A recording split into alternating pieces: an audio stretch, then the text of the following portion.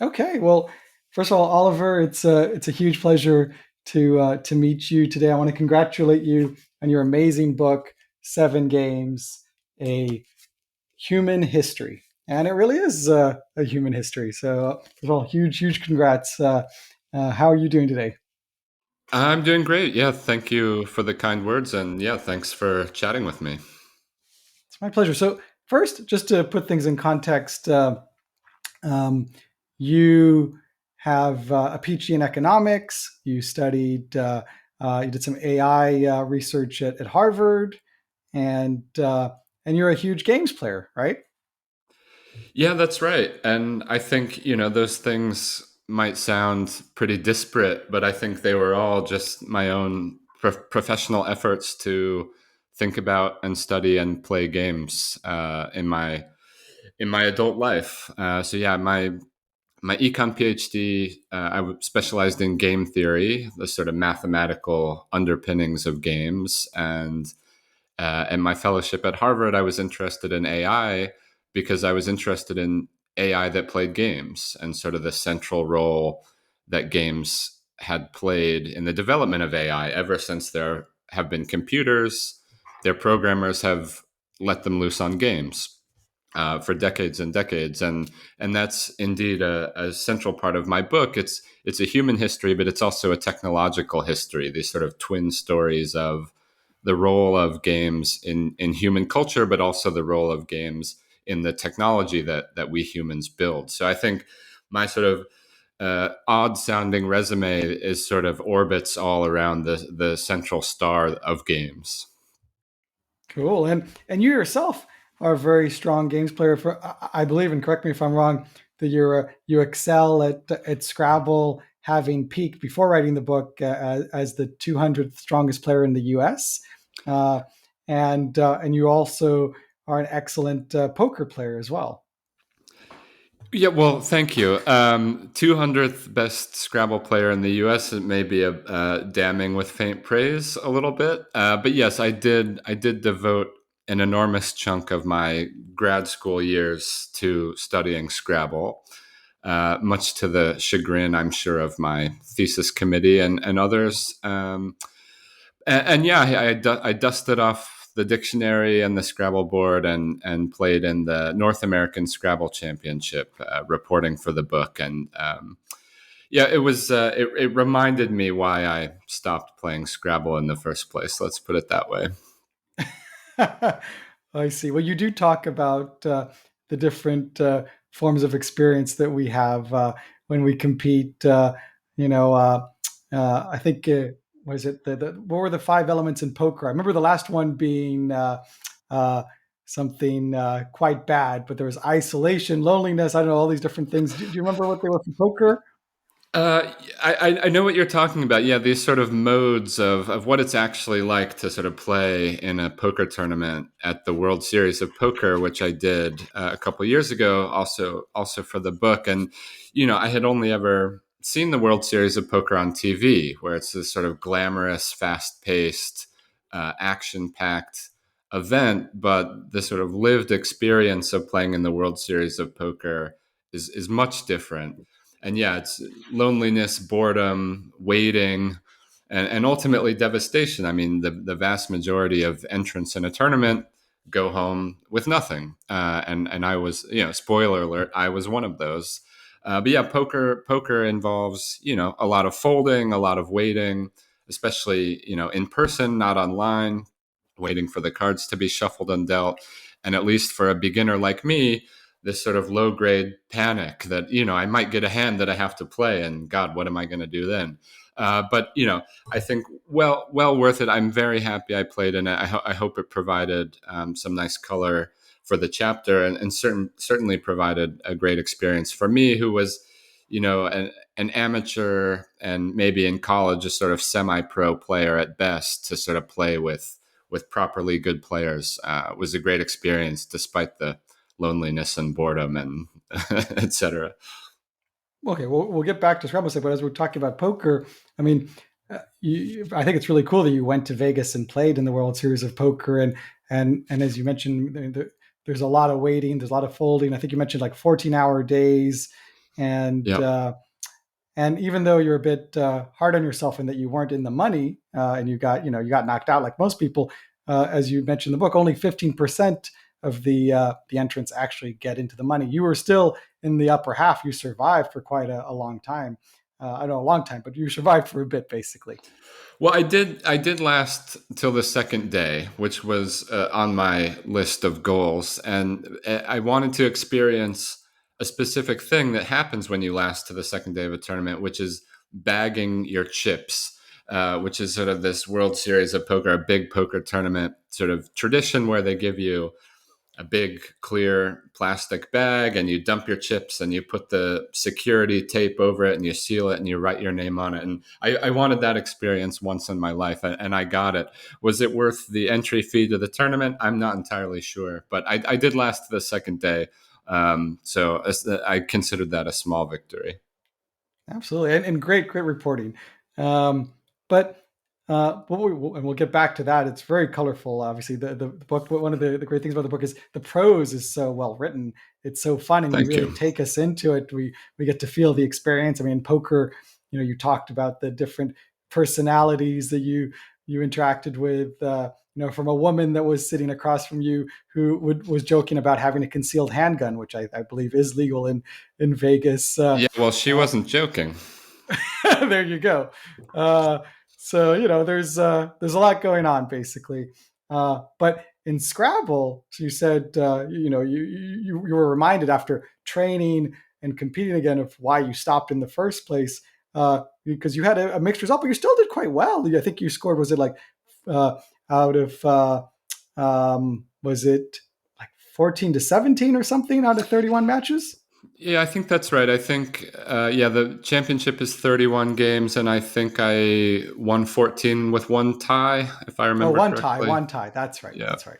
So I guess just strictly speaking, 14 and a half, I guess. yeah, yeah. Uh, um, and and you mentioned, and by the way, I mean, in Scrabble, as you went back into it, you did a lot of training, a lot of prep. I mean, that's one of the things I love about the book is not only are you a great games player, but you really threw yourself into it. You went back and started training in Scrabble. You memorized, rememorized, I guess, all the 2 3 letter words, 4 letter words, 5 letter words. So that's 35,000 words, and then you also trained a bit on the 7 8 letter words. So you put a lot of time and effort, basically. And that's just for Scrabble, which is one of maybe your strongest domain. But you did a lot. You put a lot of time into everything, really. Yeah, I mean, knowing that you're going to sort of bear your performance to a broad readership is a very potent motivation to prepare for a competitive event. But yeah, I mean, and for Scrabble, I had to do two things. One was just sort of knock the rust off because I hadn't played seriously in a long time. And two, there had been a couple of dictionary updates since I had played seriously. So there were words that had been the Scrabble dictionary, like every dictionary gets updated from time to time. So there were words that I had never seen before, new words, and maybe a couple words that had been removed, and new inflections and so on. So I had to remember the words that I knew at one time and learn entirely new words. And yeah, I mean, writing about games, I tried to do, I think, probably what most writers of most nonfiction books do, and even fiction, is just sort of immerse themselves in the subject of the book. So, if you're writing, I don't know, a biography of Van Gogh, you're probably going to spend a hell of a lot of time looking at Van Gogh paintings and going to museums. I tried to do exactly the same thing, sort of steep myself in the sort of flavors and aromas of games. And that means playing them, that means talking to expert players, that means training for them, and so on. And I think, I'm sure you'll agree, every game sort of has its own sort of feeling, this sort of sense you get when you play it, which for most games is unique.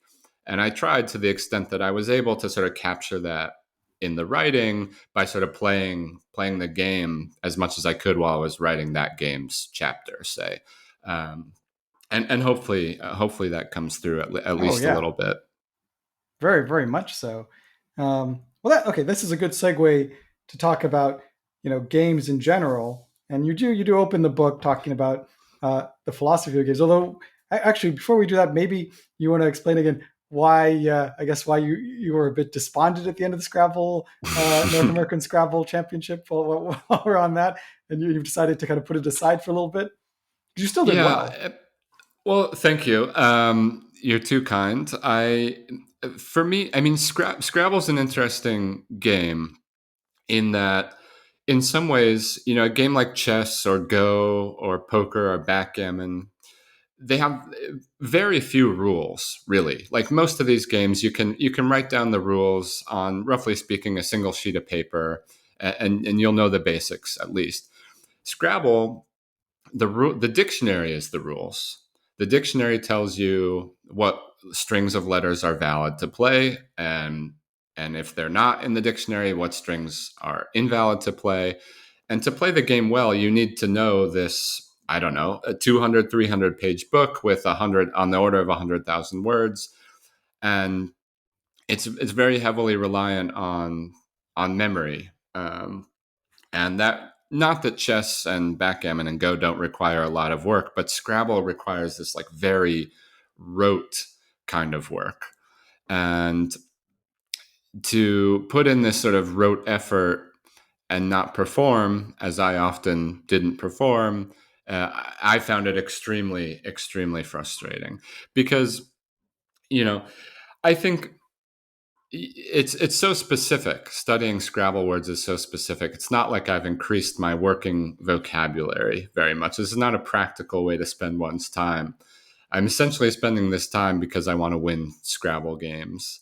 And when you don't win Scrabble games, you sort of, at least I, very quickly start to sort of regret my life decisions. But that's neither here nor there. But I think the short answer is I sort of plateaued in Scrabble, which I'm sure probably some of your listeners can relate. This is very frustrating to sort of feel like you've reached your plateau. And anyway, enough about me. Well, I think first of all, that's a very interesting thing. I think for a lot of players, as they become experts and then masters, you have this. It becomes harder and harder to improve, and you have to put more and more time into it. At some point, you really do feel like you plateau. Um, so that can be quite frustrating, and then potentially later on, you might even get weaker for whatever reason. Maybe as you age as well. Maybe you're Right. not as fast. Right. Who knows what? So these are interesting things indeed in terms of the psychology and how what keeps us sticking and playing, I guess. um, but what yeah, I think that this indicates in many ways that Scrabble is your strongest game, right? The fact that in a way, yeah, it's the one that you've decided to put aside just because of that feeling, that edge, that plateau, as you say. Yeah, that's interesting. I think that's true. I had never thought about it exactly that way, but yeah, maybe the game that frustrates someone most is probably a good guess as to the game they're best at, potentially. Yeah, Um, possibly, but yeah. yeah, Okay, cool. Well, all right. Well, let's go. And by the way, before we jump around, you do mention in the book, and I think it is worth just saying that memory is a big part of Scrabble. And you mention Nigel Richards, who is probably the greatest Scrabble player of all time. He's the only person who has won more than one world championship. He's won four. Um, he he has an average score of 448 points per game, and I think it was in 2015 he studied the French dictionary. He doesn't speak French, but he just studied the dictionary and was able, after 9 weeks of study, to win the French Scrabble World Championship, which is incredible. I mean, obviously he's a genius, but yeah. again, that goes to show you don't necessarily understand the meaning of all the words you memorize. It is very much about just memorizing them so you can use them, right? Yeah, absolutely. I mean, and not probably the best Scrabble player ever. I mean, certainly the best Scrabble player ever. I mean, there's a couple of these guys in the book who are just sort of outliers among outliers, just inexplicably good at the games that they play, and happy to talk about it later. But there's a prime example of this in the world of checkers, too, Yes. of all games. And yeah, I mean, you see somebody like Nigel. I've never played against Nigel Richards, but I've seen him at tournaments, and I've certainly read a lot about him and studied the statistics from his games and records of his games and so on. And you see somebody like this, and you start to question sort of why you're playing. But the Scrabble does have enough luck where it might take me a few tries, but I could beat Nigel. There's enough luck with drawing the tiles out of the bag that I would have some fractional chance at winning, and I find that to be a very appealing aspect of games. This idea that sort of everyone has a chance, and I find it interesting personally as a player of games, but as an interesting sort of democratizing feature. So I like my latest obsession in games is Backgammon, which I had never really played much before reporting the book and have played almost every day since reporting the book. And sort of the difference between backgammon and chess, I've become like a decently good backgammon player, but I could play very happily against a beginner because of this element of luck, right? Yes. It's easy to sort of bring people into the fold. Whereas if I played a beginner in chess, it would be a different experience and probably a more frustrating experience for both parties. So I like a healthy element of luck in my games, and Scrabble fits that bill. But that there's Although, two although, sides to although, that although coin too. Yeah, sorry. Although I should say for Scrabble, you do mention how as you excelled in Scrabble, you could no longer play it with friends and family because they would feel as though you're cheating when you would bring in these obscure words. Yeah, there are. That's absolutely right. There are limits to the how broad the sort of fold becomes in Scrabble. I mean, you have to have a sort of base level knowledge of what are called Scrabble words. If you can't see me, I'm doing scare quotes. Um, yeah, it is true that it can ruin the game for you. Like I can't play against certain members of my family because it's not fun, and beyond not fun, it's acrimonious. But backgammon, you can still play backgammon with anyone, as you say. Backgammon, right? And the difference there is backgammon doesn't require any sort of outside knowledge, really. Like it doesn't require knowledge of a list of 100,000 Yeah, words. You don't have to yeah. like import anything. It's sort of self-contained in a way that Scrabble's not self-contained because sitting outside of the frame is this thick book, right? So Yeah. I think that's the difference. Well, it's okay. Let's talk about elegant and simple rules, I guess, as opposed to having this huge rule book. You mentioned in the book the game Go, which is about as simple as it gets in terms of the rules, and how uh, one could potentially consider the possibility, a decent possibility, that if there is intelligent life somewhere else in the universe, they might be playing Go because it's so simple. Whereas chess, they might play a game, kind of a hunting type of game where you hunt each other's king that's similar, but it probably wouldn't be the same rules. But Go is so simple, there's a good chance that somewhere else in the universe, some other alien race might play it.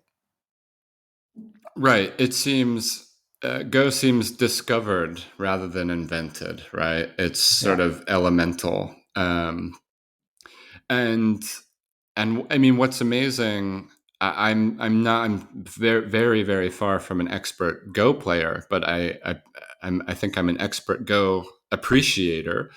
I think what's so beautiful, and this is not my original idea, but I write about it in the Go chapter. This idea of emergence, right, from something so simple, emerge these like incredibly rich, subtle, complicated concepts, strategic concepts, ideas in the opening, certain formations of stones that behave in certain ways, and there's nothing in the rules that says they ought to behave this way. They just do.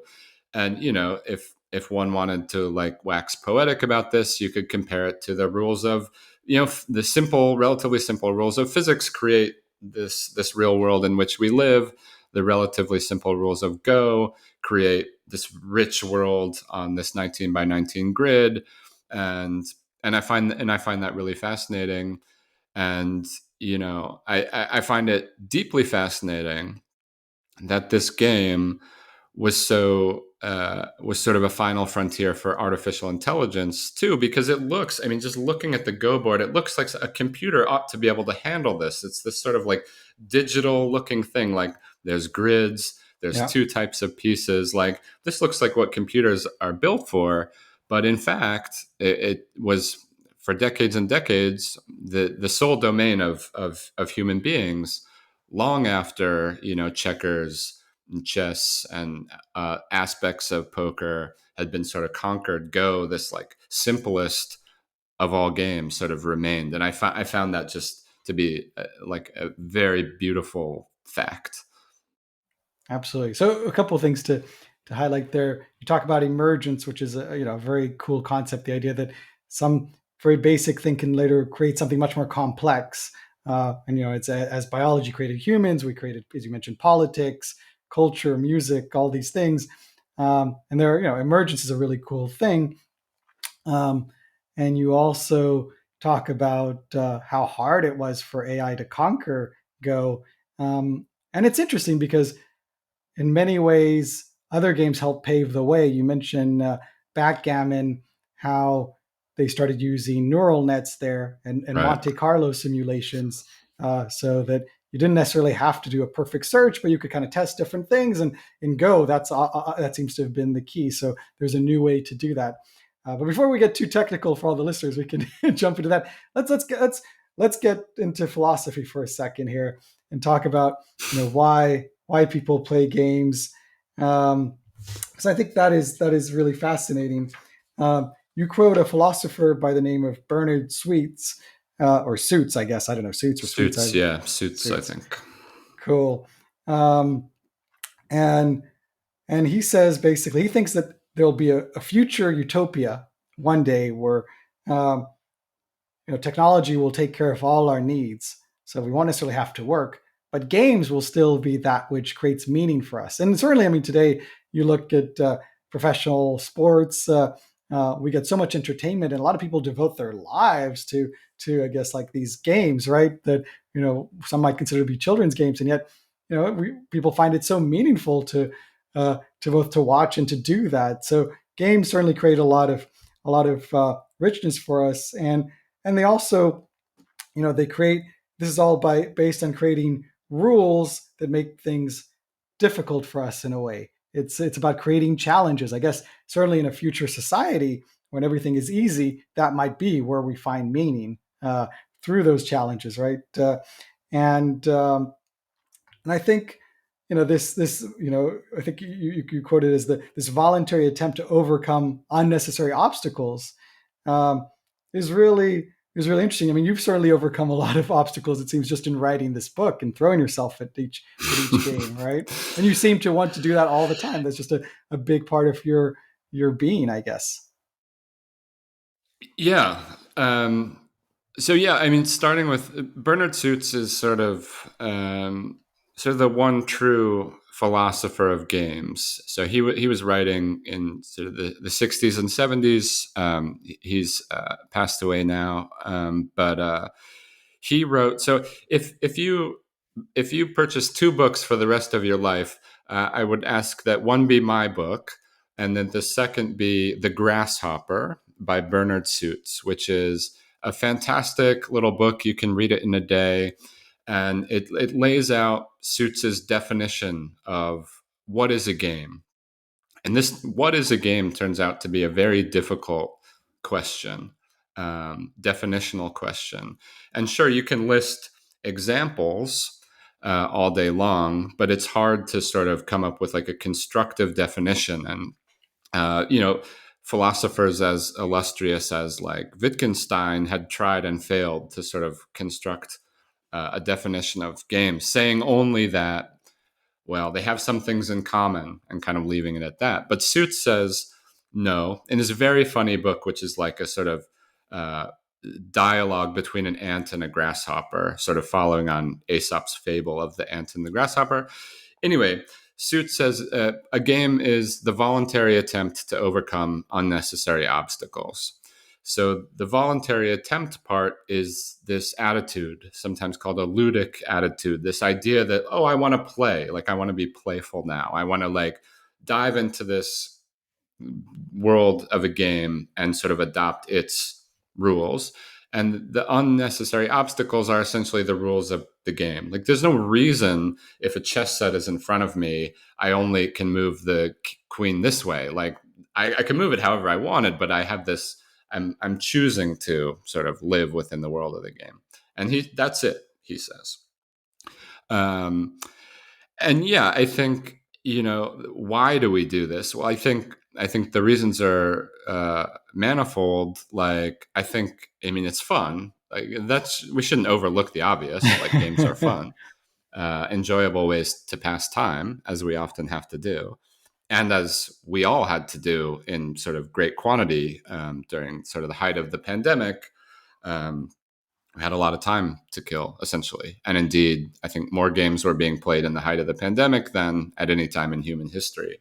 Um, Yeah, you and mentioned that's one thing. you Yeah, mentioned that in the book, and I think that is true. I mean, you saw chess flourish, and websites like Board Game Arena become super popular, and right, people were certainly playing more games than ever before because they couldn't work, a lot of them, right? right. And there was only so much binging you could do on TV. Yeah, you can only watch the Queen's Gambit so many times.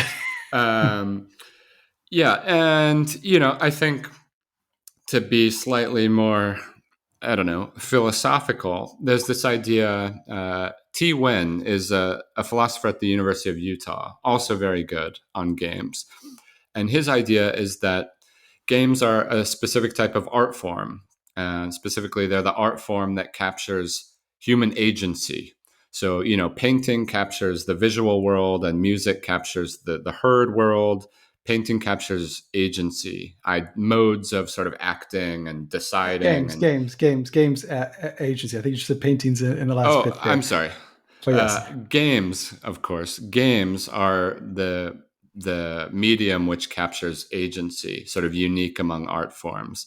And he and sort of and unpacks this and idea. and you Yeah, mentioned also stories capturing narrative as right. well as another Exactly right. example. Stories capture narrative, and games capture agency, and it's apparently, evidently, important to us to sort of adopt these modes of agency, to sort of try on new types of agency, and types of agency which aren't necessarily available to us in in our real lives, in the real world. So, for example, I've in recent days been playing a lot of Flight Simulator, and like, no one in their right mind is going to let me fly a plane in real life, but I can like adopt a sort of some type of mode of like being a pilot, which is, or in chess, obviously very simplified, but like commanding an army, which no one in their right mind is going to let me do, and so on. um, Sort of, and with modern board games, you can sort of adopt some version of like any agency you can imagine. There's probably a game that tries to like uh, distill and crystallize and present that to you. So that's one thing. And then, I mean, I think the other thing, I know I'm rambling on here, but the other thing I would mention is just the games present this type of struggle, like this challenge. And for whatever reason, like, humans like to embrace challenge. And there's this idea that just doing hard things per se is good, regardless of if there's some profitable end. Struggling and striving, this idea of striving play is just a good, right? Like, it's good to come through hard things, to work hard, as I do at Scrabble, as you do at your favorite game, whatever it is. So I think the list goes on, but those are the for me, the sort of boldest sort of appeals of games. Absolutely. And you also mentioned in the book, going back to all this, I guess, kind of like evolutionary psychology, that perhaps the uh, the initial incentive for games was that it was another way for us to practice things, because hunting, too much hunting was dangerous, and doing nothing also wasn't useful. But if we could practice certain skills, it would help us hunt, like throwing a rock and trying to hit a tree and things like that. Games could actually get us better at things, just as I guess even today, like certain games, a lot of these games, even chess, they help us sharpen our minds, think ahead. They do kind of they let us practice things, some of which are useful, some of which not necessarily. Yeah, yeah, that's exactly right. Like I don't think we should and I didn't mean to, and I don't think we should so quickly sort of cast games aside as, oh, they're frivolous, but like what value can we rescue from that frivolity? Like they do have real, they can have real sort of practical effect. Like the example I don't remember if I talk about this in the book. I think I do, is that I think Scrabble taught me real lessons about sort of spending and saving, because the central dynamic in Scrabble is sort of, what do I spend in quotes today? What tiles do I play? Do I play my nice tiles now? Or do I save them until next turn to score even more points with a bingo or hooking my S onto something better, et cetera? So this sort of intertemporal problem is central to Scrabble. And I think I learned a lot from that. I think, you can make the argument that like backgammon might teach you lessons in sort of taking things as they come, right? Just recognizing there is randomness in the world every day. Something's going to happen. I just have to respond as best I can. This kind of idea, not getting too frustrated with the dice, because that's a waste of time. Chess, as you said, planning ahead, and I think these are really really real effects. And yeah, I'm glad you brought that up. You do mention in the book this idea in Scrabble of being kind to your future self and saving more, Right. and that you need to do a little bit more of that apparently. But and you even go into how I believe it was Maven plays differently and actually changed some theories in Scrabble in his strategy in terms of how he would kind of go fish for letters and keep certain tiles and I guess save basically to some extent, but Yeah. which is very interesting. We'll get into in a bit how AI has actually improved us. Well, I guess we could go into that in a second, but yeah, certainly, games have helped us improve, and AIs have helped us improved as well. As I just mentioned in Scrabble, I think you mentioned in the book that the average um, for I think for the top play, like I think for competitive Scrabble, the average final score has gone up from like 390 to like 420 or something over the last few decades, and that's due to practicing with AIs apparently, Yeah, I mean, I think and we other and, see and this. other. Oh, sorry, Yeah, and other forms of training as well, obviously. right, right, exactly. I mean, I think we see this in every single game in my book, and certainly in mini games that aren't in my book. I mean, just the average level of competitive play has increased dramatically thanks to AI, yes, but also just technology in general. And I think, there's a few drivers of this. One is, well, AI discovers things about the games that we didn't know, things we were doing wrong, mistakes in the human literature, and so on. I mean, that's one effect. Another is you can play against the machine. You can play a lot more games a lot more quickly against the machine or on a machine. And poker is a huge example of this. I mean, you have like probably 16-year-old kids who have played as many hands of poker as like the pros of old, right? Because they can play a lot faster. And related to that is just like there's a democratizing effect of like the internet, where it to get good at say chess or backgammon in the past you had to live near like a good teacher or a good club or whatever. I mean, that's not true anymore. I mean, you can watch YouTube videos, you can play, join an online club, online teacher, whatever, and you don't. It's much cheaper than it used to be. It's much easier than it used to be. So yeah, every game, the average competitive player, I think, would probably destroy the average competitive player of even, I don't know, 20, certainly 30, 40 years ago. Yes, except for those the outliers of the outliers, as we mentioned, like Tinsley in checkers, uh, who's passed away. He probably would still hold his own. That might be true. That might be true. But I think there's an interesting question. I'm curious what you think about this too. Is like, what about the sort of the great chess players of even like the middle, like Bobby Fischer say, sort of just kind of on the straddling the cusp of the computer age and chess. Like, So yeah, so it's a very interesting question. The idea of whether or not Fisher or like other masters pre AI, pre internet could compete with someone like Magnus Carlsen today. Um, I don't know what the answer is, but I guess the more appropriate question would be if you took, let's say, someone like Fisher or some other great champion of the early 20th century, and you gave them, let's say, 6 months or a year to train with all the available literature, and then see at their peak. right. That would, because I think some of that stuff they might be able to fill in some of those holes, learn, let's say, the latest new ideas that AI has brought into each game. So I think if you took the best and you let them trade, that might not be so simple. I think you're probably right that without all the insights that, let's say, technology and AI has given us, that it probably would be hard. But if you gave them a little catch up period, I think it might be interesting.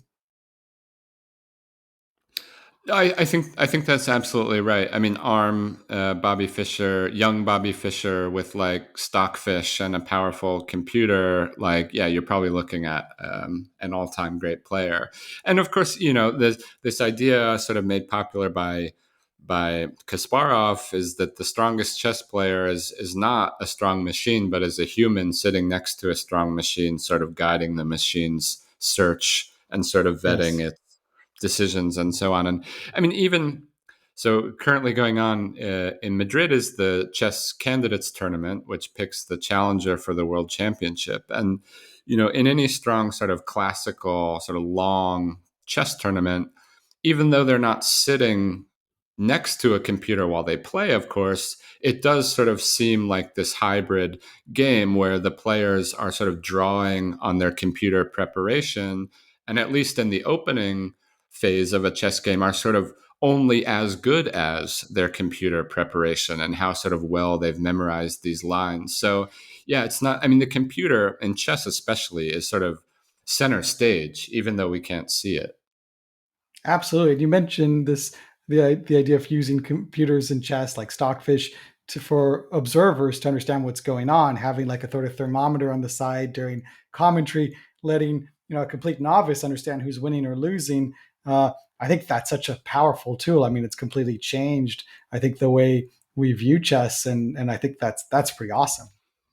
Yeah, I absolutely agree. I think it's a net positive. It allows us to understand the basics of a position. The computer will spit out, candidate lines, like ways the game might unfold over the next few moves, so I can sort of understand what the next moves that might be played are and how the game will unfold. So I absolutely think it's a net positive.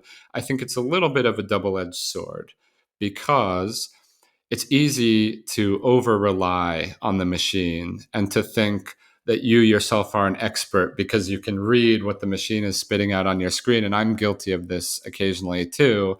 And, if you watch a big tournament online and the computer's evaluation, this sort of thermometer bar you mentioned, ticks just a tiny bit in one direction, the commentariat online are screaming blunder and, so on. So there's I think it's important not to think of it as what it is, a tool, not a sort of panacea. And it's a tool, and it's important to still try to apply your own human mind to understanding the game, to the extent, of course, that I'm able to understand a game between two grandmasters, which is to say not very much. But I do think it has and will continue to increase chess fandom and viewership and so on. Yeah, I certainly hope so.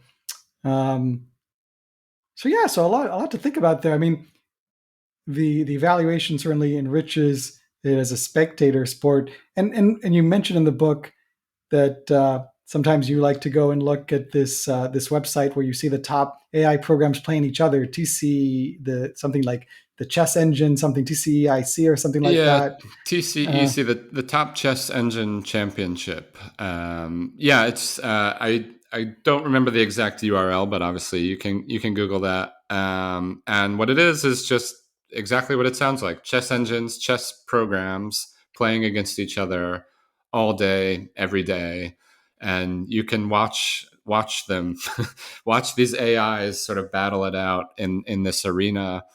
And yeah, it's really fascinating, sort of seeing this sort of, in some ways, really alien, sort of inaccessible chess. This chess that humans just like will literally never be able to play, and that some of the machines, specifically the sort of neural net based ones, will also never be able to explain. Right, this sort of black box problem where, yeah, it plays chess really well, but it can't tell you how. Right.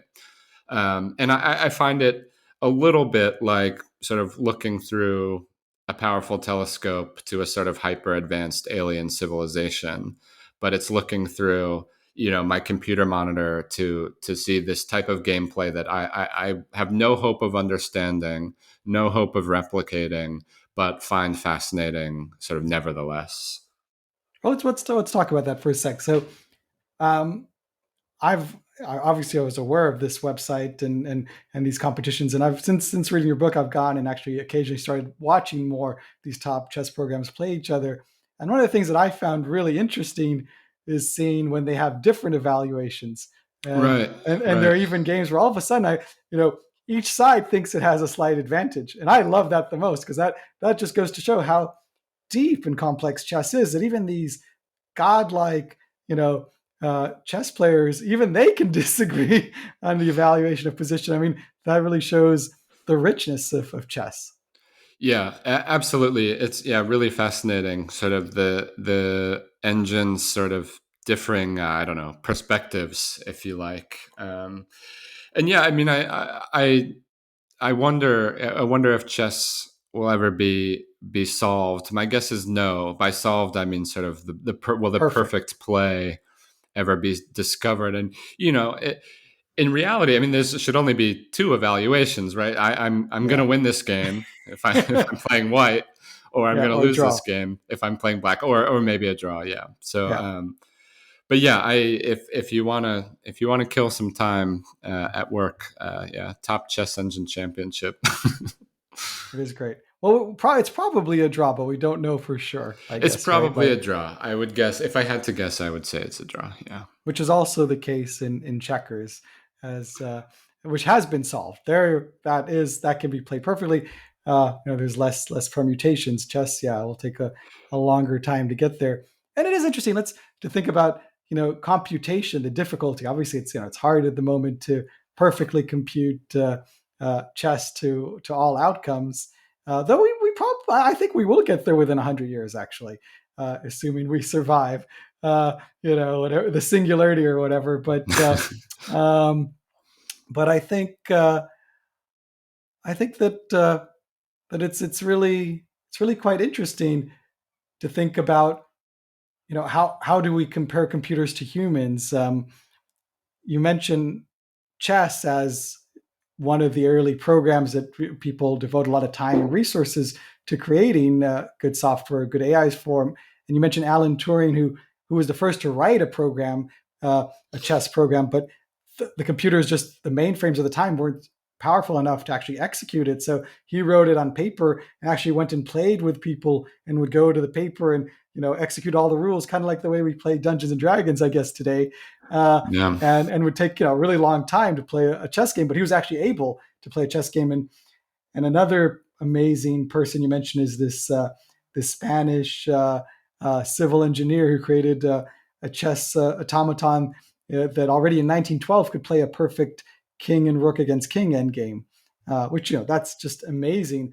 And obviously going back further, you mentioned the Mechanical Turk, which we know was a fraud. This is a fake automaton that pretended to play chess but actually had a Right. person hiding in it. And and it beat famous people like Benjamin Franklin and Napoleon, and so there's a really rich history of trying to get computers to play chess really well, and yet one does wonder, what does it mean for computers to best humans? Uh, and you mentioned, the fact that Usain Bolt, can't run as fast as a sports car doesn't mean that that his sports that sprinting is no longer valuable. It's just that for some reason we seem to have attributed a lot more to humans thinking, I guess, basically, right? Yeah, right. So yeah, I mean, there's a lot. There's at least two questions there, as I hear it. One is sort of, why have we devoted so much to time and energy to computers play chess? It's like, to what end? And two is sort of, what is the human response to that? And I think, you know, chess, yeah, for better or worse, chess has been sort of tied up for a long time with the idea of human intelligence itself, right? So it's seen as this, like, in quotes, like, thinking man's game, right? And if a computer can play chess, well, then, I mean, it must be intelligent, right? Because chess is the thinking man's game, that kind of thing. And I mean, what it means in practice for a computer to play chess better than a human, well, it means that a computer can play chess better than a human, and literally nothing else. And I think, a lot of these games AI projects have been launched or like build with this idea that, well, first we're going to do chess. And once we do that, well, by God, we'll be able to do all this other stuff in the real world, right? Um, and that's throughout history basically been completely untrue. The domains of these games, as far as the computers saw them, were so specific. And Deep Blue, for example, was dismantled after it beat Garry Kasparov in 1997. Did literally nothing else other than like sit in a museum and gather dust. I think that's changing a little bit, which is modern AI approaches, neural networks, so-called deep learning, etc. Um, but still, most of the AIs have been pretty constrained to the board of their specific game. But yeah, I think our response is really interesting. Like, I remember finding like the Newsweek cover, the magazine cover from when Kasparov was playing Deep Blue in '97, and it said like humanity's last stand, something like that, right? And this idea that like Kasparov was defending the supremacy of the entire species just by playing chess.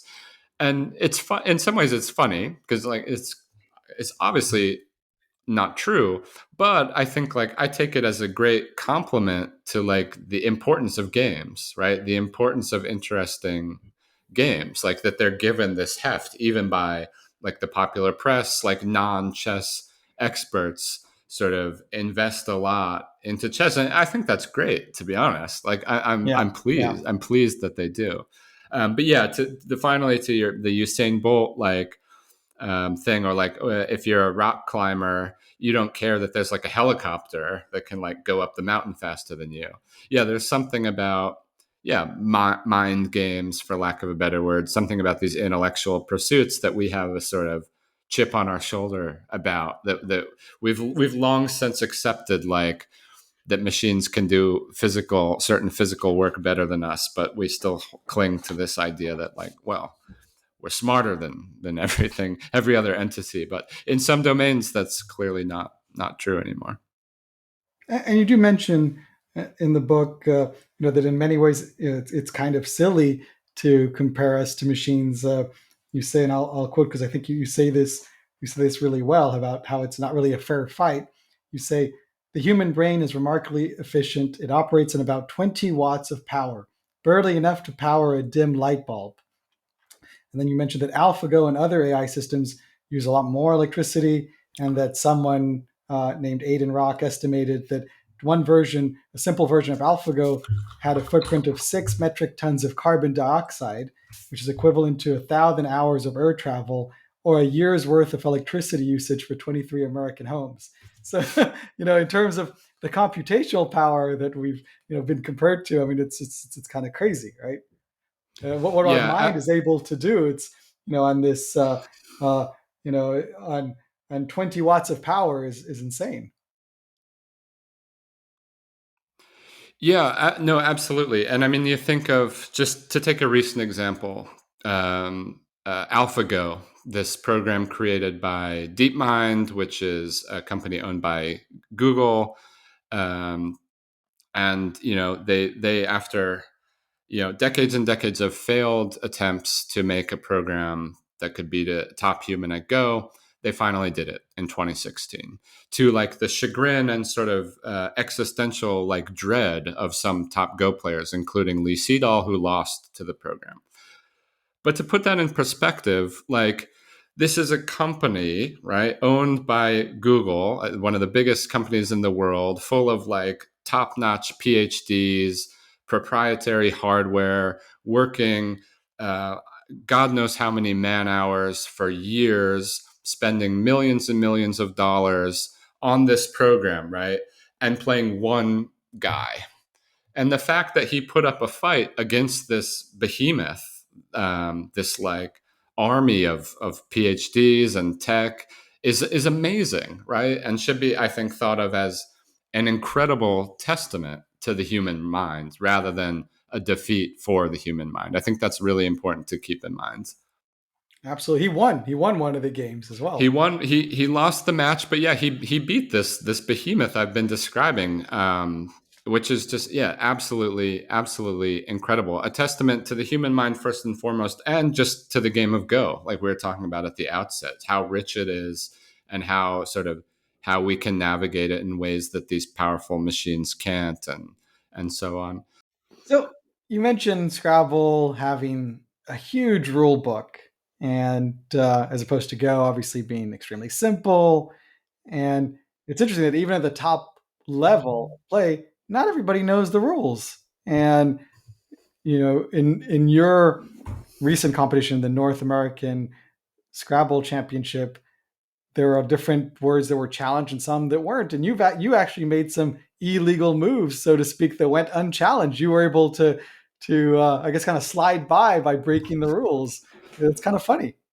Yeah, I mean, even at the top level of the game, there can be confusion about what's valid, what's not. Maybe you sort of invent this word in your brain that sounds very plausible, but isn't actually in the book, and you can't remember if you invented it or you read it in the book. And further complicating this already like pretty maddeningly complicated situation is there are really two English language Scrabble dictionaries. One governs play in North America, and one governs English language play in the rest of the world. So the UK, for example, and top players study both of these. So there's this weird over. They're not exactly the same, and so there's this overlap. Anyway, suffice to say, it's an extremely complicated arrangement. And yeah, I don't remember all the phonies I played. There were certainly more than a few, but one was I remember one was honores, I think, oh, or that's right. honores. Yeah, this was that was a word I played out of pure desperation, hoping that it Oh. happened to be in the dictionary. Ah, And there were others.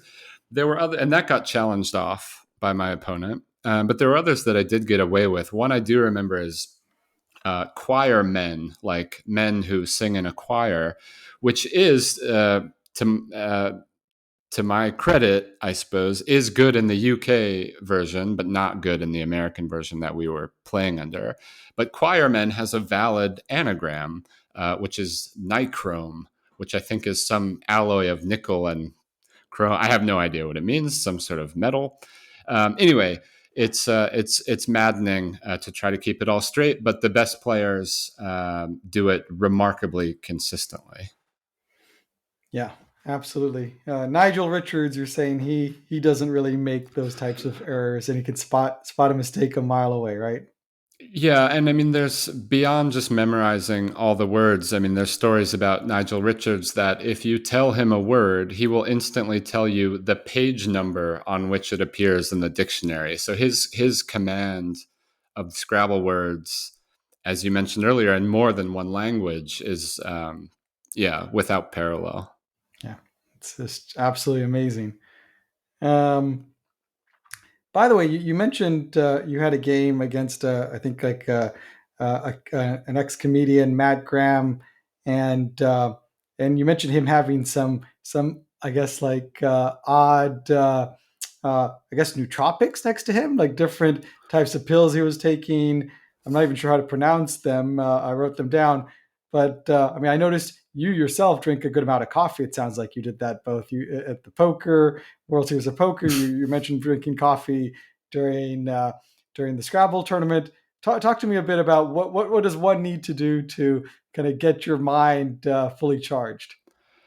Yeah, I think it's probably different for everyone. I try to limit my drug use to caffeine in general, and certainly while I'm playing games in the early morning. But yeah, Matt Graham is pretty famous in the Scrabble community for being a very, very good player, but for also being a central character in a couple great pieces of Scrabble media, including a documentary film and the book Word Freak by Stefan Fatsis. And yeah, Matt is famous for these sort of brain boosting drugs and being very particular about certain, I don't pretend to know the details, but certain things that he thinks help boost memory and performance and all that. But for me, coffee, I try to stick to coffee, and unfortunately can't really play without it.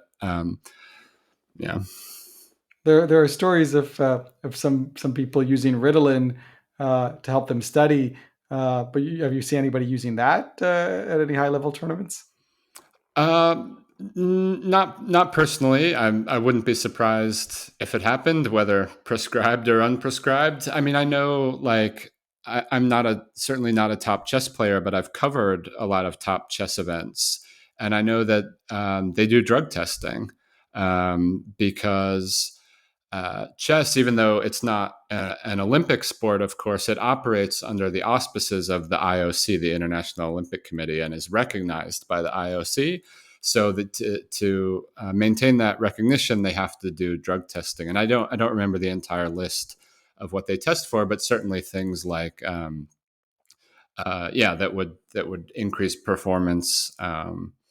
And yeah, it's pretty funny to see sort of two chess grandmasters go off to the drug testing protocol a couple times during the tournament. And to the outsider, it sort of sounds ridiculous, but I think, like, to you and me, you could see drugs helping uh, certain types of gameplay. Yeah, although to be honest, I'm not sure how to interpret that. I'm not sure, like, should that be allowed or not? I don't know. I mean, it's one thing to take steroids for muscles and do like irreversible harm, but if you're using things that aren't necessarily bad for you, like you mentioned caffeine, I don't know. So it's a weird one. I agree. I'm I not agree. sure. Yeah, I agree. It's a tricky question. I do think it's probably smart to avoid a sort of like drugs arms race where you sort of have to do like as many drugs as your competitors are doing, that sort of thing. But I do agree that it's tough to know where to draw the line, and I pray that they don't draw the line below caffeine, because that will be a real problem. Yeah, fair enough. Um, but back to we mentioned Nigel Richards, being an outlier amongst outliers, and you also cover in the book Marion Tinsley, who is a great example of someone who is also was also just unbelievably strong at his game. I mean, he was able to take on Chinook, which was the top checkers or drafts. We say checkers in the States, drafts in the UK, playing AI and beat it, and then basically was on par with it up until he got cancer and had to kind of like step away. So he was playing almost as strongly as a perfect computer, because Chinook a few years later became perfect. And back uh, to Scrabble with Nigel, he, from what we understand, we think that he might be as strong as Maven. It's not clear. We don't know because he doesn't really play against computers publicly, right? Right. Yeah. So Marion Tinsley, I mean, it, there's so many statistics that I could sort of spout to capture like just how dominant he was at competitive checkers in his heyday. But I'll just give one, which is during a 40-year stretch of competitive play that comprised over 1,000 tournament games. He lost 3 times, and that's just, I think it's certainly fair to say that he's the best checkers player who's ever lived, and it's probably fair to say that he's the best competitor at any competitive pursuit that's ever lived, checkers or otherwise. Wow. And yeah, and he got caught up in this sort of epic, on the surface, man versus machine battle, but really man versus man battle against, as you mentioned, Chinook and Chinook's creator, Jonathan Schaefer, who's a computer scientist, was and is a computer scientist at the University of Alberta. And yeah, Schaefer wanted to beat the best human there was, to sort of prove the worth of his computer program. And these two men and one of the men's machine were locked in this battle for years and years and years. Um, and the sort of ratcheting up the tension of that checkers battle was the fact that Tinsley was growing old, as a really sort of mortal man versus machine, and Jonathan Schaefer wanted to beat him before he died, essentially. So ultimately, like a very tragic, but also like heroic and triumphant chapter of games history and also computer science history.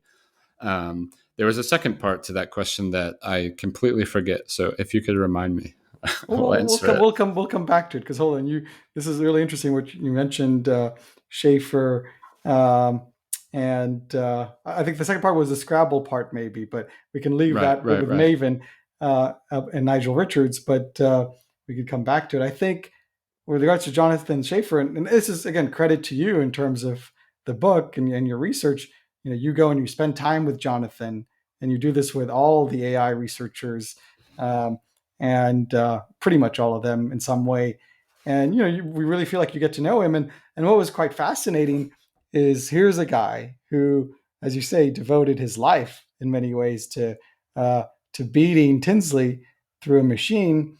And you mentioned a really interesting thing in the book that the first time he met Tinsley, he didn't know how he looked. So he had already spent, I don't know, years at this point developing a computer program and studying Tinsley's games, but he actually hadn't seen a photograph, or at least hadn't paid attention to how Tinsley looked, and all of that goes to show just how unglamorous, I guess, checkers was. But also, it's interesting. Here's a guy, um, Jonathan Schaefer, who's doing a lot of research, and he was already a chess master before he went into AI research. Obviously, Right. he knew who the top chess players were. You would think that that somebody would know who this giant amongst giants is, and yet when he comes face to face with Tinsley, it was like meeting a stranger. Yeah, I mean, I think that's all of that is definitely right, and I think even more broadly than that, like I think checkers gets a bad rap as this sort of like child's game, sort of like pre-chess, right? And when in fact it's sort of uh, rich in its own way, right? Like whatever checkers lacks in, say, complexity compared to chess, its top players just make up for in depth. So if a really strong chess player, and I'm making these numbers up, but if a really strong chess player looks 10 moves down the road, a really strong checkers player looks 40 moves down the road. And that's, I think, a fairly realistic number for checkers, actually. So the best players manage to wring really interesting stuff out of whatever the game is. So even if checkers itself is mathematically simpler, the gameplay at the top level is just as interesting. And yeah, Jonathan Schaefer, the programmer, I mean, when he started the project, he didn't even know who Tinsley was, let alone what he looked like, right? He just set out, okay, I'm a computer programmer. I'm going to choose checkers as my domain because it's more tractable at the time being the 80s, than chess. And maybe I'll have a chance to actually solve this game, which I can't do with chess. And it was just more amenable to the available hardware at the time, essentially, checkers was.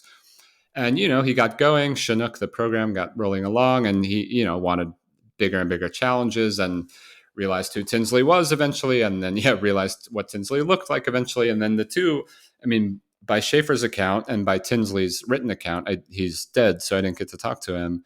But they became very close friends. I mean, like certain rivals, certain really um, sort of at one time bitter rivals become sort of dear friends, and I think that's what happened with with those two. And Tinsley, who was pretty old when he was still playing at the top of his game, sort of credited the computer with reinvigorating his interest. Because you imagine if you only lose 3 games in 40 years, you might start to get kind of bored eventually and want a challenge. And for him, that's what the computer was. So just a fantastic story. And yeah, that's the thrust and the main story that occupies the first chapter of the book. Yeah, it's a great opening chapter, and I learned a lot from because I didn't know much about checkers, so and I was fascinated. I couldn't put it down when I started reading that chapter. And you give a wonderful quote by Marion Tinsley, which goes back to, as you said, the ability in checkers to look a lot deeper, say 40 moves rather than a shorter amount in chess. And he says playing chess is like looking out over a limitless ocean. Playing checkers is like looking into a bottomless well. And I love that quote because it is. He goes deep. It's just a little bit more narrow. Yeah. So really, really beautiful. But it's interesting. I mean, you mentioned obviously they became friends in a way, but both of them were obsessed. And even though you point out, even though they played a game which is all about engaging with someone else, they were actually in a way very solitary. Tinsley never married; he never had children, and Schaefer's marriage ended up breaking down, perhaps because of his obsession um, with with developing Chinook. And I think that's very interesting. And it sounds like when Chinook later on, after Tinsley was dead, it kept researching checkers to get to solve it. It sounds like Schaefer wasn't even that involved when he found out it was solved. He was just like, oh wow, you know. Yeah, right. So yeah, they were both I think loners in their own way, and devotees of their own sort of passions, and obviously a shared passion for both of them was checkers. But Tinsley was also a man of of great faith, and was a preacher and an evangelist. And yeah, for Tinsley was, and for Schaefer, sort of science was his sort of faith, and this idea of creating this great work of computer science and the publications that would come along with it, and so on. Um, and yeah, so after Tinsley dies, Schaefer is sort of distraught because his friend and erstwhile enemy is dead. He can't beat him with Chinook, but what Schaefer thinks is, well, maybe I can solve checkers itself, and that way he could beat, or at worst draw, with God, essentially playing literally perfectly.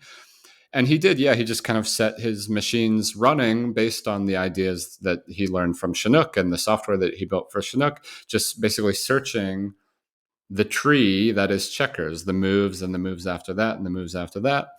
And yeah, eventually, as I think I write in the book, sort of found the bottom of this bottomless well, and found that you can navigate from the beginning to the end of a checkers game, and it's a guaranteed draw with perfect play. So in some ways, a kind of miraculous end to this story, and in some ways, like a little bit disappointing, right? Like checkers is a guaranteed draw, not the sexiest headline, but he devoted his life, or a huge chunk of his life, to this game, and he cracked it. He solved it, and we know everything one could ever know about checkers play, essentially. Yeah, which is amazing. Yeah, it's an incredible achievement. And then obviously going back to Marion, the fact that to Tinsley that he was able to push him so hard. I mean, it's another great example of the idea that that Suits was saying, that games help us exert and engage in deep activity. You mentioned that Tinsley devoted 8 hours a day to studying checkers in the 1940s and 50s, which amounted to over 20,000 hours just in those 2 decades, and that he could play 20 checkers games blindfold and win all of them. So, not even a single draw. I mean, Yeah. that's it's insane when one thinks about how far they went.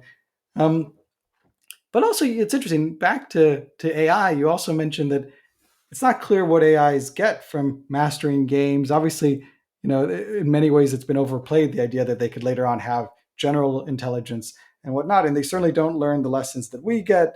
Let's say from chess, you get discipline, looking ahead, thinking about options, consequences, accepting losses, learning from them. Or in games like Backgammon, learning to roll with the flow, whether it's good or bad luck.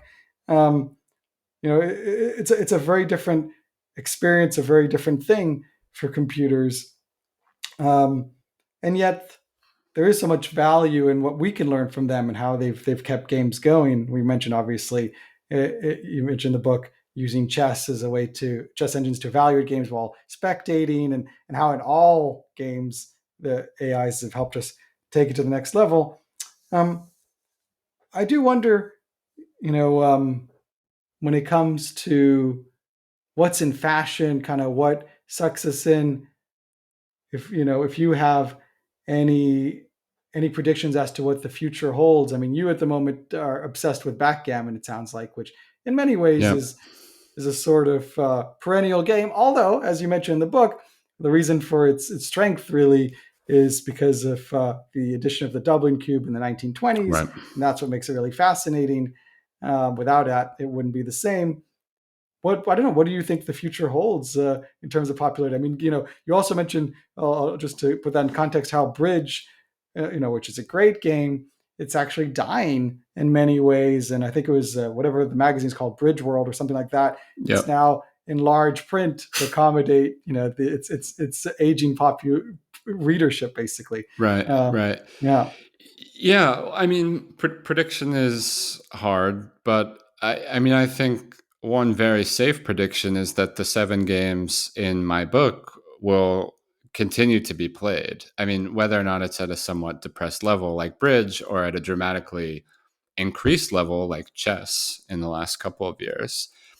I mean, I don't know, 4 or 5 of the games out of the 7 in the book are like certifiably ancient, right? Yes. Have millennia old history, backgammon among them.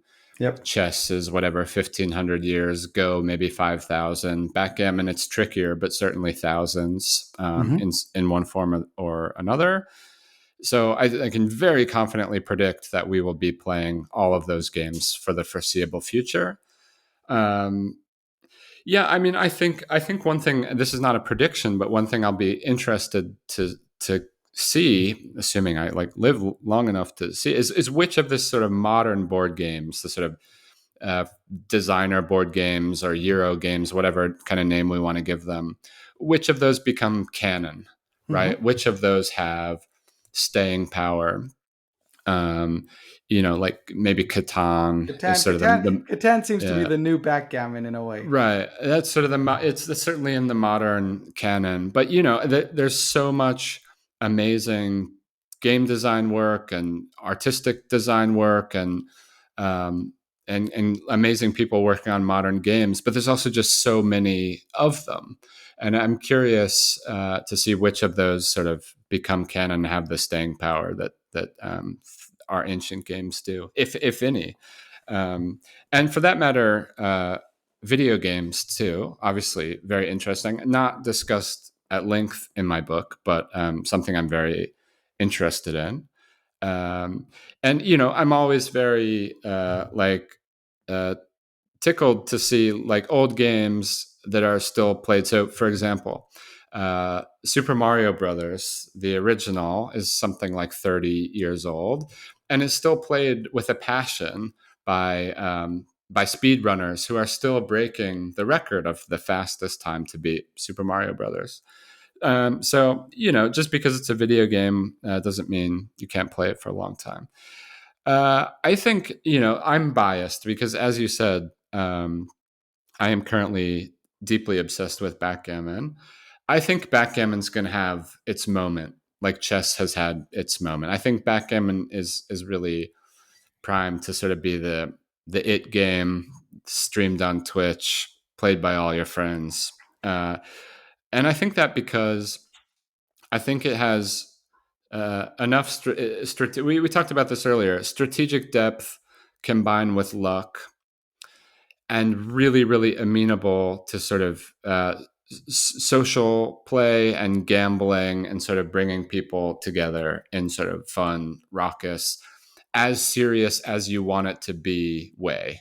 Right? Like if you want to read a Yeah. very thick book about backgammon, I have a few of them over there. If you never want to look at a book about backgammon, that's fine too, and you can still enjoy it. And there's ways to play in something called backgammon is a 2-player game, but there's ways to play it in something called a chouette, which is more than 2 players. and just like a very, very malleable game, very easy to start playing. So I promise I'm not being sponsored by Backgammon to go on this rant, but I think Backgammon is ready to take off. But in terms of other predictions, I'm not sure I can do any better than like we'll still play our ancient games for a long time to come. Cool. I like that. Well, first, I mean, that's very interesting. So a lot to break down in a sense. But you mentioned video games and classics hanging around, and there's a great documentary, King of Kong, about Yeah, King Kong. I yeah, don't know if right. people still do that, but that was a thing for quite a while. Um, but yeah, Mario Brothers, and it's interesting. I mean, obviously, software gets deprecated, so maybe the staying power will be limited. Who knows? I mean, I remember I used to do a lot of StarCraft. I liked like RTS, games, real time strategy Hmm. games, which is like chess in a way, kind of commanding an army. Um, but yeah, it's really interesting. As for backgammon, I think you're right. I mean, I think that it is a great game, and in a way, it both is and isn't popular enough because it certainly doesn't have that sort of like, I guess, like spectatorship that other games do on Twitch. And yet, at one time, you even mentioned, I forget, a Blonsky or something was his name, something like that, who made it really popular. He after he died, after the '80s, it kind of went down, so it could potentially go back up and beyond. So there are these weird kind of, I guess, like fashions, and backgammon's a great game. I mean, whenever I played and other people played, we just have fun with it. It's a very enjoyable game, even if you lose. It's a terrific game, and Yeah, and and yeah. there is a lot You of luck. You mentioned, you right. went and you played uh, against one of the developers. Was it Extreme Gammon? Maybe I don't remember who was the program, but you ended up playing a game of backgammon against the actual developer, Yeah, and then losing Jerry because he Tesoro at IBM, the creator of TD Gammon. that was the prototype for what later became. Okay, that's right, because Yep, that's using the Monte Carlo uh, and neural nets. So yes, and you were winning, but he happened to roll, double fives at the end and beat you, and that's the yep. beauty of it, right? That's right. And yeah, you take the good with the bad. And I feel like losing in backgammon is a little more palatable than like losing in chess, which is Oh sort of a yeah, real like dagger to your ego if you lose in chess. But if you lose in backgammon, you can blame the dice. That's no problem. that's But yeah, true. I mean, that's the gambling beauty of it too, because I mean, roughly speaking, you need randomness in order to gamble to create a betting market on something. And this is why uh, this randomness is this sort of fosters human delusion, right? Like Yes, if I'm winning, it's not because I'm lucky in my mind. It's not because I'm lucky. It's because I'm good, right? of But if I'm course. losing, it's not because I'm bad. It's because I'm unlucky, and I keep coming back for more. So yeah, backgammon is a fantastic game. Absolutely. You mentioned, I mean, this is also for poker, but there was some quote about, I forget, but it was, oh yeah, it's while luck dissipates in the long run, it dominates in the short run. Right, So obviously right. keeping that, uh, in perspective. But yeah, exactly. A lot of delusions when there's probability. It's interesting that you also mentioned that you think that backgammon lies between chess and poker in terms of skill. And I find that fascinating because, um, poker has so much expertise now and skill. So I just wasn't sure. It's quite a statement to some extent. Are you, do you, do you, I can you back that up? I don't know if I don't think what I meant was that that backgammon requires more skill than poker. But I think what I mean is that in a given sort of instance of the game, poker has more luck, more of a luck element than does backgammon. Okay, yes, that makes sense. Things you could basically be completely losing, but then on the river something just saves you or whatever. That's Right. not going to But happen that's in backgammon is easily.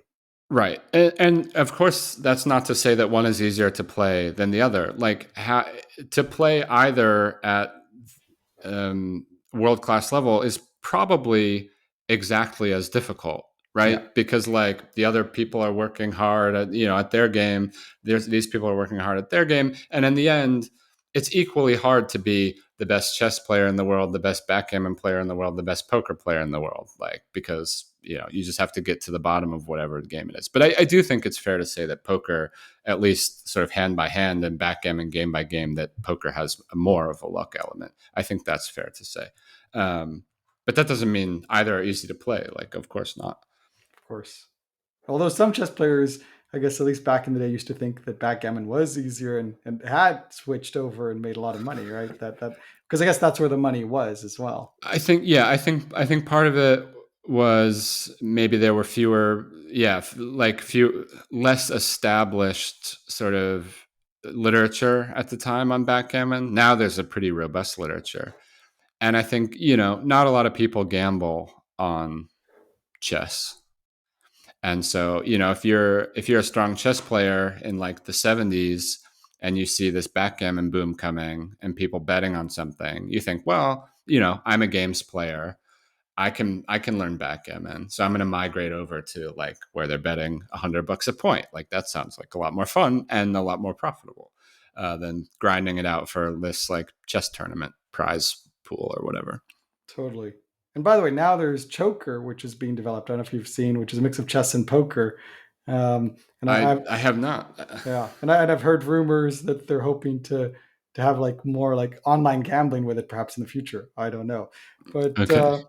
but yes, poker. You mentioned literature, backgammon having more books now. It didn't used to. Obviously, not as much as chess, but you also mentioned how poker has very little literature because people aren't really interested. The literature, there is literature on how to play, but a little bit, but it's more. People will train with the AIs, learn different things, but actually following, revisiting old games isn't as interesting because it's more about the money, basically. Whereas in chess, you could go to an old game and you can learn a lot by watching, replaying an old game, basically.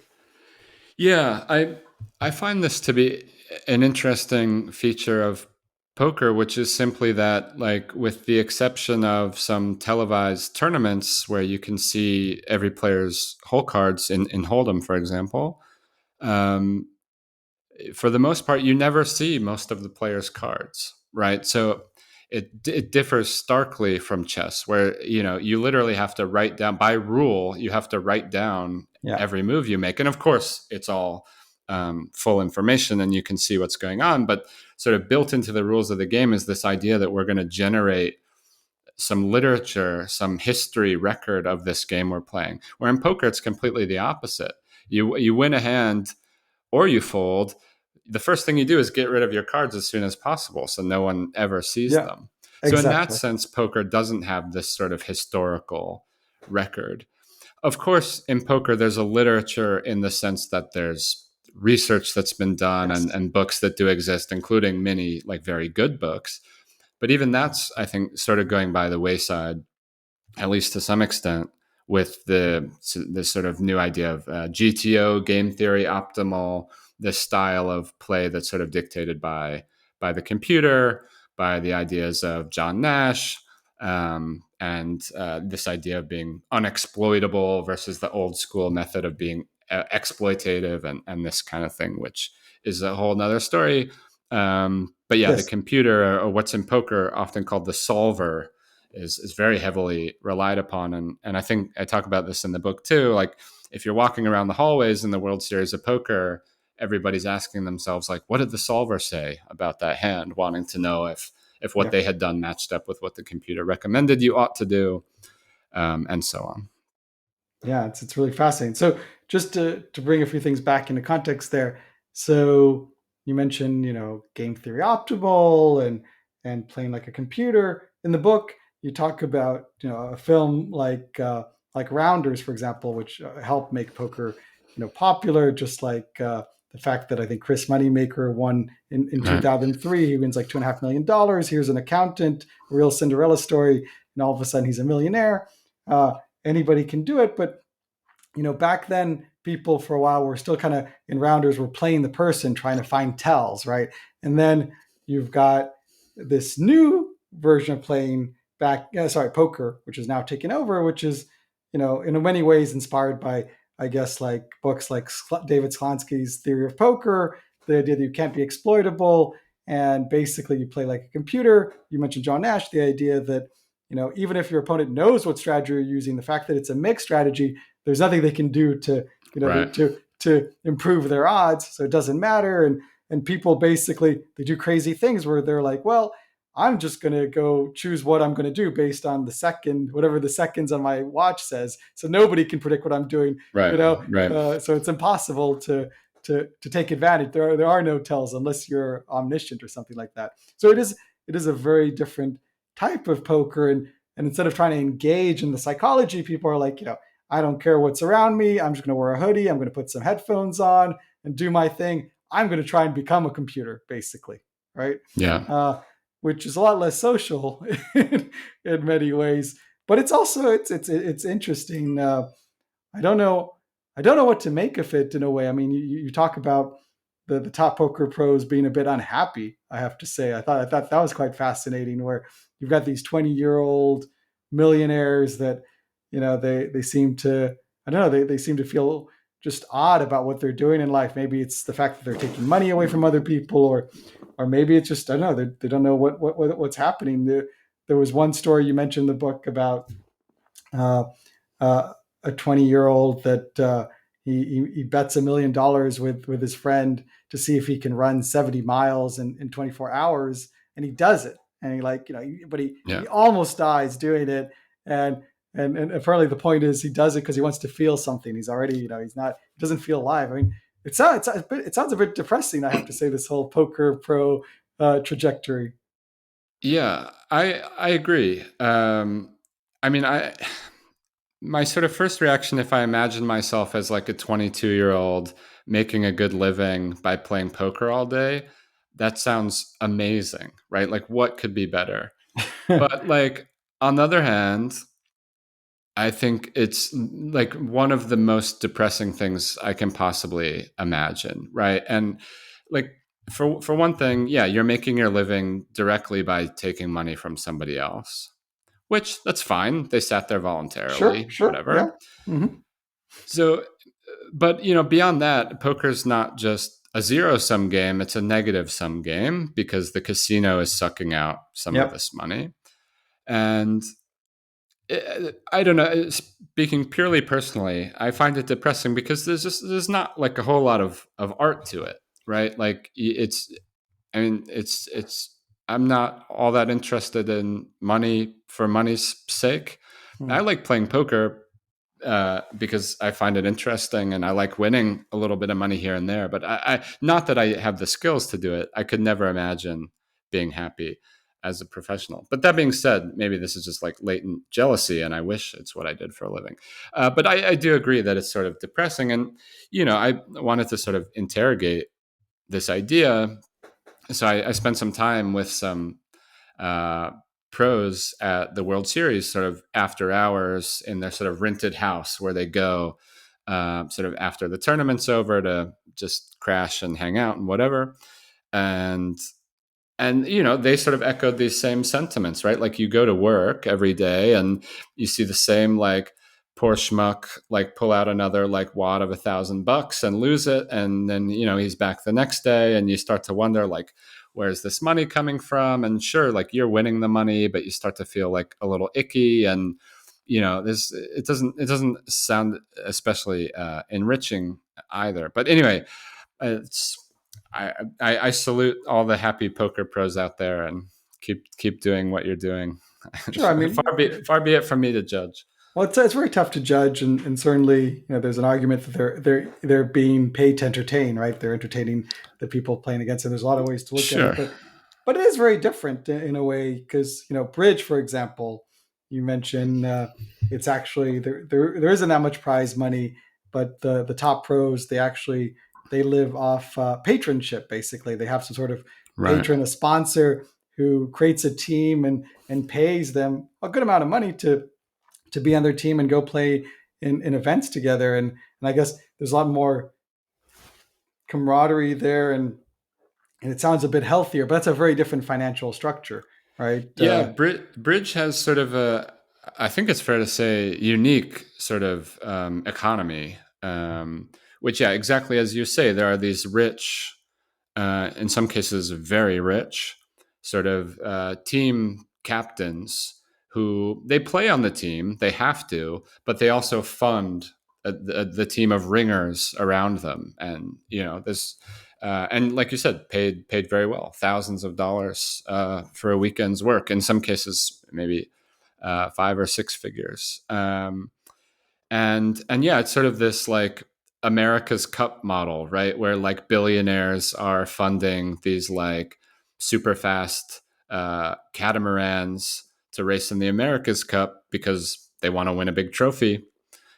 These bridge team captains are funding, bridge players to win them big bridge trophies. It's really, really fascinating and doesn't really exist in any other game that I'm aware of. So yeah, I spent some time with one of these bridge captains too, and yeah, he liked bridge and was in a business where he had more money than he knew what to do with. So I guess if you find yourself in that situation, why not pay a bunch of good bridge players to play on your team and win some trophies like that? That sounds great to me. Yeah, it's very different from, let's say, I don't know, being a professional tennis player where, you're living off of, I guess, like advertising deals and prize money, but that's, being funded by people spectating, I guess, right? Yeah. So it is, and getting that enjoyment from spectating. So yeah, there are all these very different economies. It is very fascinating to think about it, and again, when you mention your predictions for the future, it's interesting how in the book you talk about also how fashion had an effect on different games. How poker, for example, which you happen to play with your grandfather and love playing. I think you mentioned 5 card draw. Yeah. He I guess he kind of picked it up in World War II, where you say that you mentioned that 30 million decks of cards were given to the troops, which led to poker becoming so popular after World War II. And so it's basically different things in history can have a very strange effect on what happens. By the way, just a side note, I don't know if you know this, it's quite interesting. Supposedly it's true, but do you know what the reason for the ace being the strongest card in poker or in a lot of No, games? I don't think I know this. No. And this is like there are some questions about this, but basically, um, supposedly it dates back to the French Revolution when they wanted to take afterwards the peasant and make Uh-huh. the peasant stronger than the Yeah. Well, royalty, basically. apocryphal or not, it's a good story. Yeah, it's a great story, exactly. Um, but yeah, back to popular culture. I mean, poker, for example, Obama supposedly plays pretty well. You mentioned that Nixon funded his first congressional campaign from poker, and that Roosevelt's New Deal was inspired by poker terminology. So the culture, different people, different spheres of influence can have a big effect on what happens, right? Like. And it could be, even different influencers might happen to take a certain game. There might be someone in Backgammon who's very colorful that might make it super popular on Twitch in the next few years. We don't know, right? Yeah, I mean, I think poker. I mean, there's great international, and by international, I'm in the U.S., so I mean non-American poker players, of course. But I think poker is fundamentally American, right? In the sense that like Las Vegas is Yes. fundamentally American, and so yeah, I tried to illustrate that with even our presidents have been very uh, enthusiastic poker players. But yeah, I mean, I think the boom and bust cycles of game popularity are really interesting. In some cases, they're driven by single people. So that was the case in Backgammon in the 70s with Alexis Obolensky, who, yet another rich games enthusiast who said, I'm just going to make this popular. That's what I'm going to do. And so funded tournaments and advertising and got all his rich friends to play. And, then once you kind of snare the swells, then like sort of everybody who wants to be rich wants to play with the rich people. And in the 70s, backgammon was everywhere. Covers of magazines, played in Studio 54, played at the Playboy Mansion, this kind of thing. It was like the it game. And I mean, in chess, you could argue it was one person in the sense of Bobby Yeah. Fischer, like the chess boom after 1972. um, and that kind of thing. And it's interesting also to see when these sort of uh, booms sort of fade out, and how and why and how quickly. And I think there's a bit in the book about how it has to do something with the game itself and how much luck there is in the game. So the idea being, if there's not a lot of luck, like chess, the boom is going to die really fast because people start playing it and they're like, wow, God, chess is really hard. I'm terrible at it. I'm going to give up. But in backgammon or poker, it takes you a lot longer to learn just how bad you are Yeah. because there's a lot of noise. Yeah. There's signal that you're bad, but there's a lot of noise too. So yeah, the So, most recent chess boom. I hope every game boom lasts for a long time. I mean, the more people playing games, the better, as far as I'm concerned. but you're skeptical about the recent chess boom then lasting. I I don't know. Like maybe I think one thing that that's really interesting about the most recent and I think still ongoing chess boom is how central like instruction and learning are to it. So what I mean is like you have very popular chess streamers on Twitch and YouTube and wherever, and they are also teachers. Like the popular chess videos are instructional, whether Yes. it's a grandmaster playing chess and talking you through why he or she does what he or she did, or just sort of general like lessons or whatever. And it's not it's something more than just like pure entertainment, because it's very hard to watch a game of chess as pure entertainment, like Yeah. as a newcomer. You don't know what's interesting, you don't know what's cool about it yet, but this sort of centralization of instruction I find like absolutely fascinating. Like the most popular streamers are teachers, and maybe there's something there that will like kindle the boom until, you know, for longer, because people are improving, and improving is very addictive. Like improving is makes you want to come back every day and witness that. And you know, back way back to when we were talking about Scrabble, when I sort of stopped improving, that was when it got sort of Yeah. frustrating. So hopefully there's lots of chess players improving and keep playing and all that stuff. So Well, I don't know. you do mention, with regards to backgammon, you say, I quote here, um, long after my reporting for this chapter was complete, I still couldn't quit. I reread Roberti's books and watched hours of Mochizuki tournament videos late into the night. I trawled YouTube for obscure British backgammon documentaries, played nightly on Backgammon Galaxy, poured over my Extreme Gammon Blunder report, so you keep your trying to learn, trying to absorb the AI's lessons. Chance had ensnared me. I was improving and came to understand that the appeal of this game, like the method used to train its AI players, is not winning but learning. And I think that that's very interesting. That's very profound. You know, we love to learn. It's not just also playing; it's also learning and feeling like we're growing. That is, I mean, that's the whole idea of overcoming these obstacles that we're putting in front of us, right? I think that that is fascinating, and yet I do wonder, you.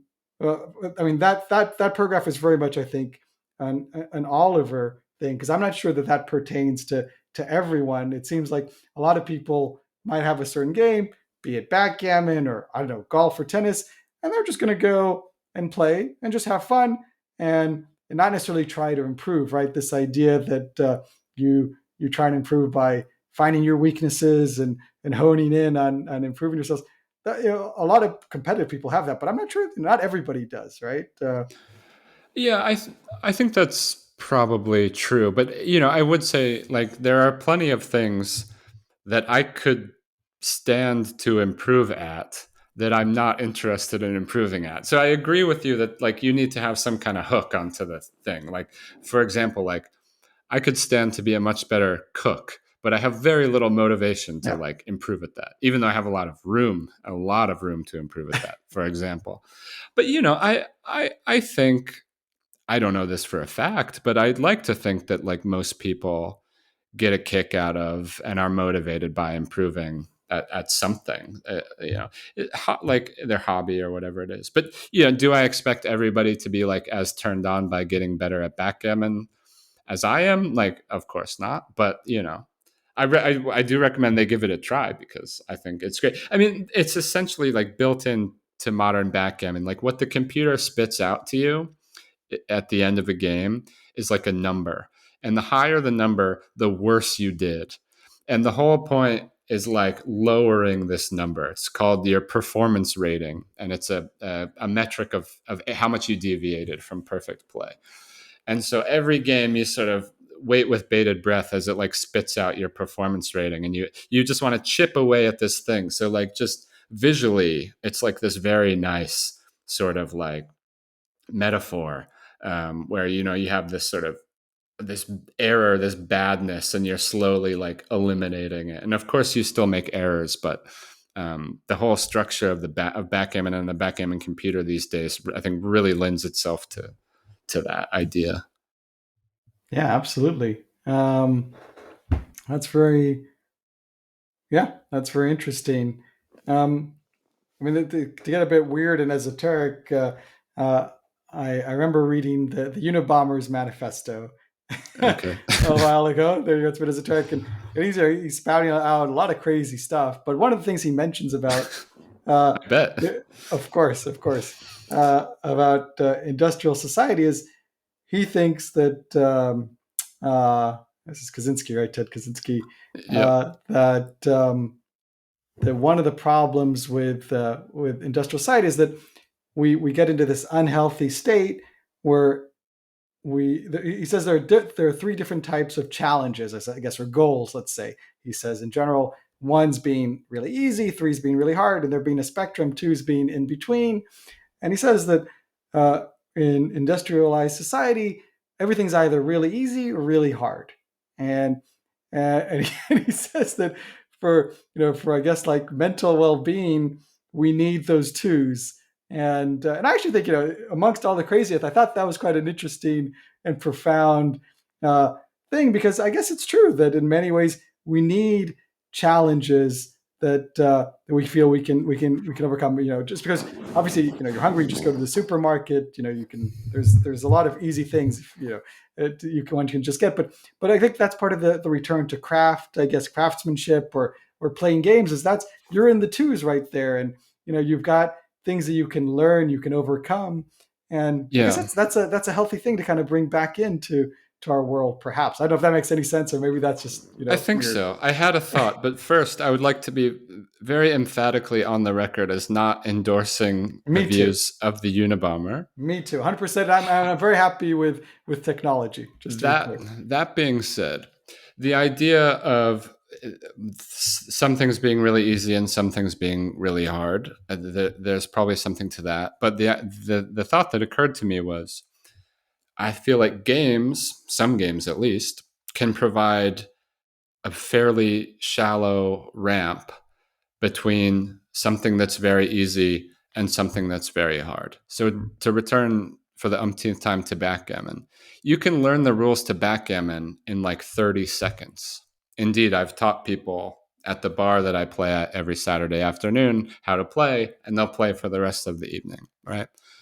You can also study backgammon your entire life and play it every day and never get to the bottom of it, right? Yeah. So backgammon is very easy in one sense and very hard in another. And you can sort of live wherever you want on that shallow ramp between very easy to very hard. And it's perfectly fine, like wherever you stop on that ramp, right? And I think like that is a beauty. I don't know if it's unique to games, probably exists in other pastimes too, I'm sure, but certainly exists in games that I find like really compelling, right? And this is a huge cliche, but the minute to learn, lifetime to master idea. Yeah. Yeah. I think that's like games more than anything I'm aware of are able to capture that. And I find that idea really powerful and really attractive. I agree. Have you played Corridor, by the way? I have not played Corridor. Sorry. Well, you would love it, because I'm going to look it up I right now. think it's a great example of something that takes like, I don't know, 10 seconds to learn, and it Okay. has incredible depth to it. I mean, it's crazy how deep it is. But Well, we another go, game that's, I mean, there's a million games that are like that, but another one that comes to mind is, do you know Hex? of course. Hex, connect your stones Yeah, across yeah, this way. That's, but like, yeah, you could play it. You could play it forever. I'm sure there's dozens and dozens of examples. And Go, I mean, Go is almost that way. Like, not quite as of simple as course. Hex, but like, not that much more complicated. No, I mean the problem Um, with Go is that it takes a long time to finally really understand what the heck is going on. yeah, Uh, that's right. Whereas I guess with Hex, it's a little bit easier. Again, obviously, we mentioned John Nash earlier. He's I guess the inventor of Hex. Yeah, certainly someone who, I think, possibly at the same time as Yeah, someone else, sort of unbeknownst to each other. But yeah, certainly an inventor. yeah. Um, Um, but yeah, no, that's great. Well, I want to thank you for your time. This has been fantastic, and I want to congratulate you once again for I think this masterpiece. oh, I think that's way too much. I appreciate it, no, but that's not at way all. too It much. really is. It goes up there with a lot of great books. I do have, by the way, I don't know if I mentioned, I showed you Sklansky's book. That is a Yeah, yeah, classic, and I've just ordered The Grasshopper as good. well. So I paid attention. Um, so yeah, so thank you so much, and here's to, I guess, playing games, and perhaps we will get to play a game one day. Yeah, and it could be backgammon. I'd be very happy to play you backgammon. What would we play to? Would it be to 5 points, 7 points? What would you? How would you? Uh, Would you like? I mean, as long as there's at least a little bit of money involved, I'm Oh, I fine with see. it. I'm Okay. fine with any arrangement. Yeah, Okay, I don't mind. We could be a bit of money involved. That's cool. But I will but say, backgammon is fun. Unlike poker, even without the money, you can still enjoy it. It feels like, that's right? right. That's right. Yeah. It's a lot more fun with the money, but it's possible without the money. But yeah, thank you so much for your overly kind words about the book. And thank you for having me. It was really a pleasure chatting with you.